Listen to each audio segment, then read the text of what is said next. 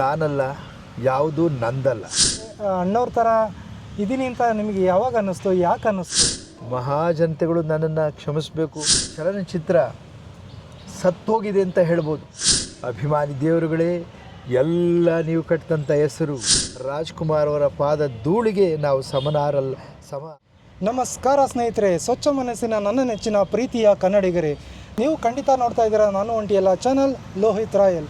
So ಇವತ್ತು ನಮ್ಮ ಜೊತೆ ಒಬ್ಬರು ವಿಶೇಷ ವ್ಯಕ್ತಿ ಇದ್ದಾರೆ. ಸೊ ವಿಶೇಷ ವ್ಯಕ್ತಿ ಅಂತ ಹೇಳಿದ್ರೆ ನಮಗೆಲ್ಲ ಅಣ್ಣವ್ರು ಅಂದರೆ ತುಂಬ ಇಷ್ಟ. ಸೊ ಅಣ್ಣವ್ರು ಯಾರಿಗೆ ಗೊತ್ತಿಲ್ಲ ಹೇಳಿ, ಯಾರಿಗೆ ಇಷ್ಟ ಆಗಲ್ಲ ಹೇಳಿ.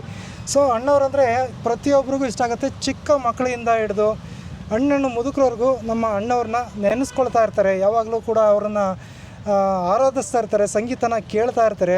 ಸೊ ಅಂಥ ಒಬ್ಬ ದೊಡ್ಡ ವ್ಯಕ್ತಿ ಸೊ ನಮ್ಮ ಜೊತೆ ಅಂದರೆ ಅವರ ತದ್ರೂಪಿಯಾದ ಜೂನಿಯರ್ ರಾಜ್ಕುಮಾರ್ ಸರ್. ಅವರ ಮೂಲ ಹೆಸರು ಬಂದ್ಬಿಟ್ಟು ಅಜಿತ್ ಕುಮಾರ್ ಅಂತ. ಸೊ ಅವರು ತದ್ರೂಪಿ ಅಂತ ಹೇಳೋಕ್ಕೆ ನನಗೆ ಯಾಕೆ ಇಷ್ಟ ಆಗುತ್ತೆ ಅಂದರೆ, ನಾನು ಫಸ್ಟು ಟೈಮ್ ಅವರನ್ನು ನೋಡಿದಾಗ ನಾನು ಕಳೆದೋಗ್ಬಿಟ್ಟೆ. ಯಾಕೆಂದರೆ ಅವರ ರೂಪ, ಅವರ ಹಾವಭಾವ, ಅವರ ಬಾಡಿ ಲ್ಯಾಂಗ್ವೇಜ್, ಅವರ ಮಾತುಗಳು ಎಲ್ಲವೂ ಕೂಡ ಡಿಟ್ಟೋ ನಮ್ಮ ರಾಜಣ್ಣವರೇ. ಅದಕ್ಕೆ ನಾನು ಅವ್ರನ್ನ ಅಣ್ಣವರು ಅಂತ ಹೇಳೋಕ್ಕೆ ಇಷ್ಟಪಡ್ತೀನಿ. ನಮಸ್ಕಾರ ಅಣ್ಣವರೇ. ಸೊ ಹೇಗಿದ್ದೀರಾ? ನಿಮ್ಮನ್ನು ಭೇಟಿ ಮಾಡಿ ತುಂಬ ಖುಷಿ ಆಯಿತು. ನಮಸ್ಕಾರಗಳು ಲೋಹಿತ್ ಅವರೇ. ಮೊದಲಿಗೆ ನಮಸ್ಕಾರ. ನಾನು ಒಂಟಿಯಲ್ಲ ವಾಹಿನಿಗೆ ಈ ಜೂನಿಯರ್ ರಾಜ್ಕುಮಾರ್ನ ಶಿರಸಾಷ್ಟಾಂಗ ವಂದನೆಗಳು. ನಿಮಗೂ ಕೂಡ ನನ್ನ ವಂದನೆಗಳು ಹೇಳ್ತಾ ಇದ್ದೀನಿ. ಏನಂದರೆ ಧನ್ಯವಾದಗಳು ಅಣ್ಣವರೇ. ನಿಮ್ಮನ್ನು ಭೇಟಿ ಮಾಡಿ ತುಂಬ ಖುಷಿ ಆಯಿತು. ಸೊ ನಾನು ಅಣ್ಣವರ ದೊಡ್ಡ ಅಭಿಮಾನಿ. ನನಗೆ ಅಣ್ಣವರ ಪಾತ್ರಗಳು, ಆ ಸಿನಿಮಾಗಳು ಇವಾಗಲೂ ಕೂಡ ಯೂಟ್ಯೂಬಲ್ಲಿ ಅವಾಗವಾಗ ಹಾಕೊಂಡು ನೋಡ್ತಾ ಇರ್ತೀನಿ.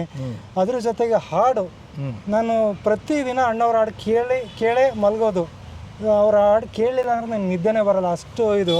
ಸೊ ನೀವು ಕೂಡ ಅಣ್ಣವರ ತದ್ರೂಪಿ. ನೀವು ಹಾಡೋದು ಕೂಡ ಅಷ್ಟೇ ಇದರಲ್ಲ, ಅಂದರೆ ಅಣ್ಣವ್ರು ಏನು ಹಾಡ್ತಿದ್ರಲ್ಲ ಸೇಮ್ ಅದೇ ಥರ ನೀವು ಕೂಡ ಆಡ್ತೀರಾ. ನಿಮ್ಮ ಹಾಡು ಕೂಡ ನಾನು ಕೇಳಿದ್ದೀನಿ.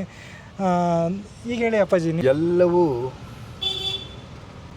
ನಾನಲ್ಲ, ಯಾವುದು ನಂದಲ್ಲ, ಎಲ್ಲವೂ ಅಭಿಮಾನಿ ದೇವರುಗಳದ್ದು.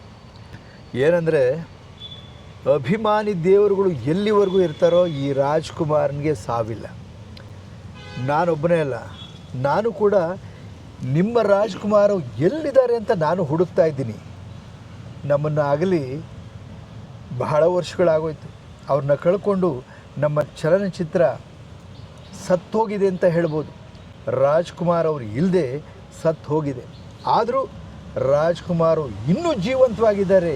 ಹೀಗಿದ್ದರು, ಹೀಗೆ ಆಡ್ತಿದ್ರು, ಹೀಗೆ ಮಾತಾಡ್ತಿದ್ರು ಅನ್ನೋದಕ್ಕೆ ಪ್ರತಿಬಿಂಬವಾಗಿ ನಮ್ಮಂಥ ಕಲಾವಿದರುಗಳೆಲ್ಲ ಪ್ರತಿಬಿಂಬಿಸುವ ಮೂಲಕ ಅವ್ರನ್ನ ರೂಪವನ್ನಾಗಲಿ, ಅವರ ಮಾತುಗಳಾಗಲಿ, ಅವರ ಧ್ವನಿಗಳಾಗಲಿ, ಅವರ ಏರಿಳಿತವಾದ ಮಾತುಗಳನ್ನ ಒಂದು ಏನಂತಾರೆ ಪ್ರತ್ಯಕ್ಷದರ್ಶಿಯಾಗಿ ತೋರಿಸೋದಕ್ಕೆ ಪ್ರಯತ್ನ ಮಾಡ್ತಾಯಿದ್ದೀವಿ. ನಾವೊಬ್ಬ ಜೂನಿಯರ್ ರಾಜ್ಕುಮಾರ್ ಅಂತ ಹೇಳೋದಕ್ಕೆ ಹೆಮ್ಮೆ ಪಡ್ತಾಯಿದ್ದೀನಿ. ಯಾಕೆಂದರೆ ಅಂಥ ಮೇರು ನಟರನ್ನ ಪ್ರತಿಬಿಂಬವಾಗಿ ತೋರಿಸೋದಂದರೆ ಭಾಳ ಕಷ್ಟವಾಗಿರೋ ಕೆಲಸ. ಭಾಳ, ಯಾಕೆಂದರೆ ಅವರ ಪ್ರತಿಯೊಬ್ಬ ಅಭಿಮಾನಿಗಳು ಕೇಳ್ತಾರೆ, ರಾಜ್ಕುಮಾರ್ ಅಂದರೆ ಆ ಸರಳತೆ ಬರಬೇಕು, ಆ ನಡೆ ಬರಬೇಕು, ಆ ನುಡಿ ಬರಬೇಕು, ಆ ಒಂದು ಪೋಶ್ಚರು, ಆ ದೇಹದ ಆಕಾರ ಕೂಡ ಹಾಗೆ ಇರಬೇಕು. ಅವ್ರನ್ನ ಮಾತ್ರ ರಾಜ್ಕುಮಾರ್ ಅಂತ ಕರೀತಾರೆ. ಎಲ್ಲೋ ಒಂದು ಎಳ್ಳಷ್ಟು ಪುಣ್ಯ ನಾನು ಮಾಡಿದ್ದೀನಿ ಅನಿಸುತ್ತೆ. ರಾಜ್ಕುಮಾರ್ ಅವರ ಪಾದ ಧೂಳಿಗೆ ನಾವು ಸಮ ಅಲ್ಲ.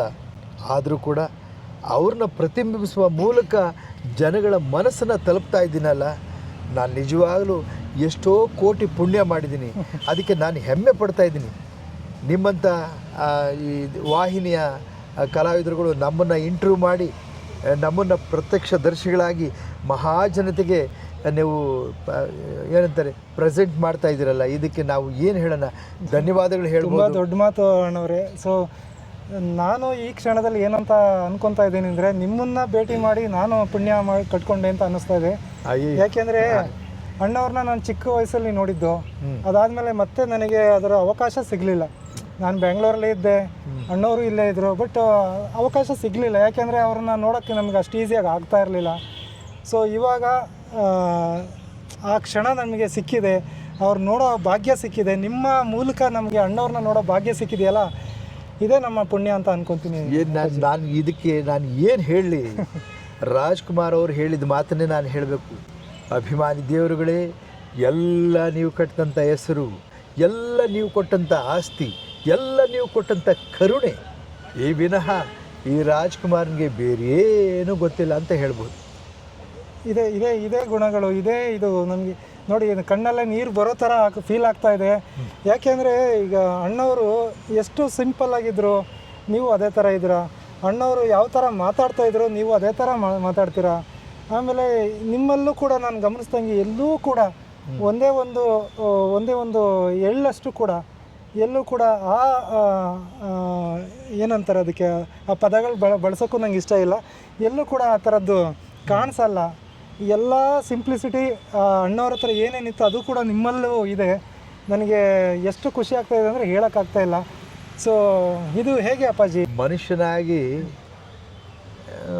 ಒಳ್ಳೆ ವ್ಯಕ್ತಿತ್ವನ ಬೆಳೆಸ್ಕೋಬೇಕು. ಹೌದು. ಮಾನವನಾಗಿ ಮನುಷ್ಯರನ್ನೆಲ್ಲ ಬೆರಿಬೇಕು. ಹೌದು. ಎಲ್ಲ ಜನತೆಯನ್ನು ಒಂದೇ ರೀತಿ ನೋಡಬೇಕು. ಬೇರೆ ಬೇರೆ ರೀತಿ ನಾವು ವಿಭಾಗ ಮಾಡಬಾರ್ದು. ಹೌದು. ಯಾಕೆಂದರೆ ಮನುಷ್ಯ ಜಾತಿ ಒಂದೇ. ಎಲ್ಲ ಜೀವಿಗಳು ನೀರು ಕುಡಿತವೆ, ಎಲ್ಲ ಜೀವಿಗಳು ಗಾಳಿ ಕುಡಿತವೆ, ಎಲ್ಲರ ಮೈಯಲ್ಲೂ ಹರಿತಾ ಇರೋದು ಒಂದೇ ರಕ್ತ.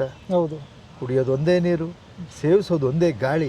ಹಾಗಿರುವಾಗ ಭೇದ ಭಾವ ನಮ್ಗೆ ಯಾಕೆ ಬೇಕು? ಬೇಡ. ಹೋದರೆ ಒಂದೇ ಮಣ್ಣಿಗೆ ಹೋಗುತ್ತಾನೆ. ಕರೆಕ್ಟ್. ಈ ದೇಹ ತನ್ನ ಮಣ್ಣಿಂದನೇ ಬರುವಂಥ ದೇಹ ಮಣ್ಣಿಗೆ ಹೋಗೋದು. ಹೌದು. ಮಣ್ಣಿಗೆ ಹೋಗಿ ಪುಣ್ಯ ಕಟ್ಕೊಳ್ಳೋಣ. ಆಗಿರುವಾಗ ಈ ಪುಣ್ಯದ ಜೊತೆ ನಾವು ಅವ್ರು ಬೇರೆ ಇವ್ರು ಬೇರೆ ನೀವು ನಾವು ಅನ್ನೋದು ಯಾಕೆ ಬೇಕು? ಬೇಡ. ನಾವೆಲ್ಲರೂ ಒಂದೇ. ಹೌದು. ಎಲ್ಲರೂ ಹೋಗ್ತಾ ಇರೋಣ. ಹೇಗೆ ಹೇಳ್ತಾರೆ ಅಂದರೆ, ನಾವು ಬದುಕಿದು ಜಟಕ ಬಂಡಿ, ಎಲ್ಲೋ ನಮ್ಮ ಸ್ಥಳ ಬಂದ ತಕ್ಷಣ ನಾವು ಇಳ್ಕೊಂಡು ಹೋಗ್ತಾ ಇರ್ತೀವಿ. ಹೌದು. ಈಗ ಒಂದು ರೈಲಲ್ಲಿ ಬೋಗಿನಲ್ಲಿ ಕೂತಿರ್ಬೇಕಾದ್ರೆ ಹಲವಾರು ಬೋಗಿಗಳನ್ನ ಇಂಜಿನ್ ಕರ್ಕೊಂಡು ಹೋಗ್ತಾ ಇರುತ್ತೆ. ಹೌದು. ನಾವು ಹಾಗೆ ಪರಮಾತ್ಮ ದೊಡ್ಡ ಇಂಜಿನ್ನು ಕರ್ಕೊಂಡು ಹೋಗ್ತಾ ಇದ್ದಾನೆ. ನಮ್ಮ ಊರು ಬಂದ ತಕ್ಷಣ ತಾವಾಗೇ ಇಳಿಬೇಕು. ಖಂಡಿತ. ಇಲ್ಲದೆ ಹೋದರೆ ಅಲ್ಲಿರೋರೇ ತಳ್ಳಿಬಿಡ್ತಾರೆ. ಹಾಗೆ ನಮ್ಮ ಜೀವನನ ನಾವು ಮೊದಲು ಅರ್ಥಕೋಬೇಕು. ಹೌದು. ಒಬ್ಬ ಮನುಷ್ಯನ ಗುಣಗಳನ್ನು ನಾವು ಅರ್ಥ ಮಾಡ್ಕೋಬೇಕು, ಆ ಭಾವನೆಗಳನ್ನ ಅರ್ಥ ಮಾಡಬೇಕು. ಯಾಕೆಂದರೆ ಪ್ರತಿಯೊಬ್ಬರು ಜೀವಾತ್ಮಕವಾಗಿ ಬದುಕಬೇಕು. ಭಾವನೆಗಳು, ಈಗ ಒಂದು ಮನೆ ಆಗಲಿ ಹೊರಗಡೆ ಆಗಲಿ, ಎಲ್ಲರೂ ಒಂದೇ ರೀತಿಯಾಗಿ ನನ್ನ ಭಾವನೆ, ನಿಮ್ಮ ಭಾವನೆ ಏನು, ನಿಮ್ಮ ಮನಸ್ಸಲ್ಲಿ ಏನಿದೆ ಅದನ್ನು ಅರ್ಥ ಮಾಡ್ಕೊಳ್ಳೋಕ್ಕೆ ಪ್ರಯತ್ನ ಪಡ್ತಾ ಹೋಗಬೇಕು. ಹೌದು. ಒಬ್ಬ ಮನುಷ್ಯನ ಅರ್ಥ ಮಾಡ್ಕೊಳ್ಳೋಕೆ ಪ್ರಯತ್ನ ಪಡ್ತಾ ಹೋದರೆ ನೀವು ಒಳ್ಳೆಯರಾಗ್ತೀರಿ, ಅವರು ಒಳ್ಳೆಯರಾಗಿ ಬದಲಾಗ್ತಾರೆ ಅನ್ನೋ ಮಾತನ್ನು ನಾನು ಹೇಳೋಕ್ಕೆ ಇಚ್ಛೆಪಡ್ತೀನಿ. ತುಂಬ ದೊಡ್ಡ ಮಾತು ಅಪ್ಪಾಜಿ, ತುಂಬ ಖುಷಿ ಆಯಿತು. ಸೊ ನನಗೊಂದು ಕ್ವಶನ್ ಇದೆ. ಹೇಳಿ. ಈಗ ನೀವು ತದ್ರೂಪಿ ಅಣ್ಣವ್ರ ಥರನೇ ಇದ್ದೀರಾ, ಅದರಲ್ಲಿ ಎರಡು ಮಾತಿಲ್ಲ. ಸೊ ಇದೆಲ್ಲ ಹೇಗೆ? ಈಗ ನಿಮಗೆ ಅಣ್ಣವ್ರ ಥರ ಇದ್ದೀನಿ ಅಂತ ನಿಮಗೆ ಯಾವಾಗ ಅನ್ನಿಸ್ತು, ಯಾಕೆ ಅನ್ನಿಸ್ತು? ನಿಜವಾಗ್ಲೂ ನನಗೆ ಆ ರೀತಿಯ ಭಾವನೆನೇ ಇರಲಿಲ್ಲ. ನನಗೆ ರಾಜ್ಕುಮಾರ್ ಅವ್ರನ್ನ ನೋಡಬೇಕು ಅನ್ನೋ ಕುತೂಹಲ ಚಿಕ್ಕಂದಿನಲ್ಲೂ ಭಾಳ ಆಸೆ. ರಾಜ್ಕುಮಾರ್ ಅವ್ರು ನೋಡಬೇಕು. ಯಾಕೆಂದರೆ ಅವರು ಸಿನಿಮಾಗಳು ನೋಡಬೇಕಾದ್ರೆ ರಾಜ್ಕುಮಾರ್ ಅವರ ಕಣ್ಣಲ್ಲಿ ನೀರು ಬಂದರೆ ನನ್ನ ಮನಸ್ಸಿಗೆ ಭಾಳ ನೋವಾಗ್ತಾಯಿತ್ತು, ಭಾಳ ದುಃಖ ತಪ್ತರಾಗ್ತಿದೆ. ನನಗೂ ಯಾಕೋ ರಾಜ್ಕುಮಾರ್ ಅವ್ರಿಗೆ ಯಾವುದೇ ಸಿನಿಮಾದಲ್ಲಿ ರಾಜ್ಕುಮಾರ್ ಅವರಿಗೆ ಸಾವು ಬರಬಾರ್ದು. ಅವರು ಸಾವಿನ ಸನ್ನಿವೇಶದಲ್ಲೇನಾದ್ರು ನೋಡಿಬಿಟ್ರೆ ತುಂಬ ಬಹಳ ನೊಂದ್ಕೊಬಿಡ್ತಿದ್ದೆ ನಾನು. ಅದರಲ್ಲೂ ಈ ಬಬ್ರುವಾಹನ ಸಿನಿಮಾದಲ್ಲಿ, ಬಬ್ರುವಾಹನ ಅಲ್ಲ, ಹುಲಿಯ ಹಾಲಿನ ಮೇವು ಸಿನಿಮಾದಲ್ಲಿ MP ಶಂಕರ್ ಅವರು ಹಿಂಗೆ ಬರ್ಜಿ ಎಸಿತಾರೆ. ಅದು ಬಂದು ನಾಟ್ಕೊಳ್ಳುತ್ತೆ. ನಾಟ್ಕೊಂಡಾಗ ನಾನು ಥಿಯೇಟ್ರಲ್ಲಿ ಕೂತ್ಕೊಂಡು ಬಹಳ ಹತ್ತಿದ್ದುಂಟು.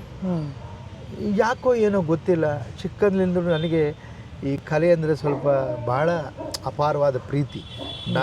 ನಾಟಕ ಮಾಡೋರನ್ನ, ಹಾಡೋರನ್ನ, ಕುಣಿಯೋರನ್ನ ನೋಡ್ತಾ ಇದ್ದಾಗೆಲ್ಲ ನಮ್ಮ ಮನಸ್ಸಿಗೆ ಒಂಥರ ರೋಮಾಂಚನವಾಗೋದು. ಹಾಗೆ ಎಲ್ಲೋ ಒಂದು ರೀತಿಯಾಗಿ ನಮ್ಮ ಅಪ್ಪಾಜಿಯವರು ಡಾಕ್ಟರ್ ರಾಜ್ಕುಮಾರ್ ಅವರ ಸ್ವಲ್ಪ ಎಲ್ಲಾದರೂ ಎಳ್ಳಷ್ಟು ಆಶೀರ್ವಾದ ನಮಗೆ ಸಿಕ್ಕಿದೆಯಾ ಅನ್ನೋ ಎಲ್ಲೋ ಒಂದು ಒಳ್ಳೆಯ ಅಂತರಾಳದ ಮಾತುಗಳು ಹೇಳ್ತಾ ಇದೆ. ಆದರೆ ರಾಜ್ಕುಮಾರ್ ಅವ್ರನ್ನ ಪ್ರತಿಬಿಂಬಿಸುವಂಥ ಕೆಲಸದಲ್ಲಿ ಎಳ್ಳಷ್ಟು ಎಲ್ಲಾದರೂ ತಪ್ಪು ನಪ್ಪುಗಳು ಕಟ್ಟರೆ ಮಹಾಜನತೆಗಳು ನನ್ನನ್ನು ಕ್ಷಮಿಸಬೇಕು. ಯಾಕೆಂದರೆ ನಾವೊಬ್ಬ ಕಲಾವಿದ, ನಿಮ್ಮ ಮಡಲಿಗೆ ಬಂದು ಬಿದ್ದಿರುವಂಥ ಕಲಾವಿದ. ನಮ್ಮಂಥವ್ರನ್ನ ಹಾರೈಸಿ ಬೆಳೆಸೋದು ನಿಮ್ಮ ಕರ್ತವ್ಯ.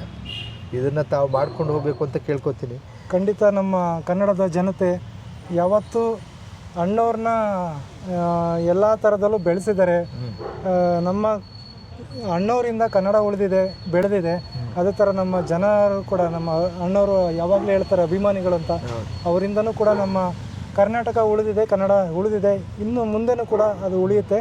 ಅದೇ ಥರ ಅವರ ಆಶೀರ್ವಾದ ಕೂಡ ಅಣ್ಣವ್ರಿಗೆ ಎಷ್ಟಿತ್ತೋ ಅಷ್ಟೇ ಆಶೀರ್ವಾದ ನಿಮಗೂ ಇರುತ್ತೆ ಅಂತ ನಾನು ಅಂದ್ಕೊತೀನಿ, ಭಾವಿಸ್ತೀನಿ. ನಾನು ನಿಜವಾಗ್ಲೂ ನನಗೆ ಭಾಳ ಹೆಮ್ಮೆ ಆಗ್ತಿದೆ. ಯಾಕಂದರೆ ಒಬ್ಬ ವಾಹಿನಿಯಲ್ಲಿ ಕೂತ್ಕೊಂಡು ಮಹಾಜನರಿಗೆಲ್ಲ ತೋರಿಸಿ ಅವರ ಆಶೀರ್ವಾದನ, ಅವರ ಹಾರೈಕೆನ ನಿಮ್ಮ ಮೂಲಕ ನನಗೆ ಕೊಡ್ತಾ ಇದ್ದೀರಲ್ಲ, ಇದಕ್ಕೆ ನಾನು ಕೋಟಿ ಕೋಟಿ ನಮನಗಳನ್ನ ಸಲ್ಲಿಸ್ತೀನಿ. ಧನ್ಯವಾದಗಳು ಲೋಹಿತ್ ಅವರೇ.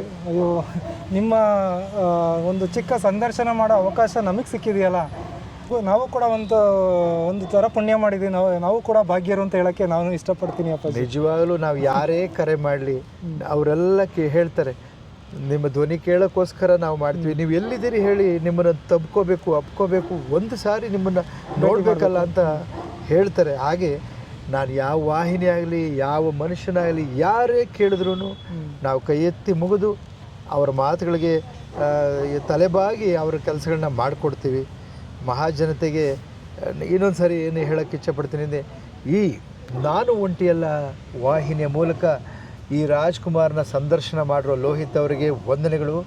ಹಾಗೆ ನಿಮ್ಮಲ್ಲಿ ಕೇಳ್ಕೊಳ್ಳೋದೇನೆಂದರೆ, ಇಂಥ ವಾಹಿನಿಗಳನ್ನ ತಾವುಗಳು ಬೆಳೆಸಬೇಕು, ಪ್ರತಿನಿತ್ಯ ನೋಡಬೇಕು, ಪ್ರತಿನಿತ್ಯ ನಮ್ಮನ್ನೆಲ್ಲ ಹಾರೈಸ್ತಾ ಇರಬೇಕು ಅಂತ ಕಳಕಳಿಯಿಂದ ಕೋರ್ತಾ ಇದ್ದೀರಿ.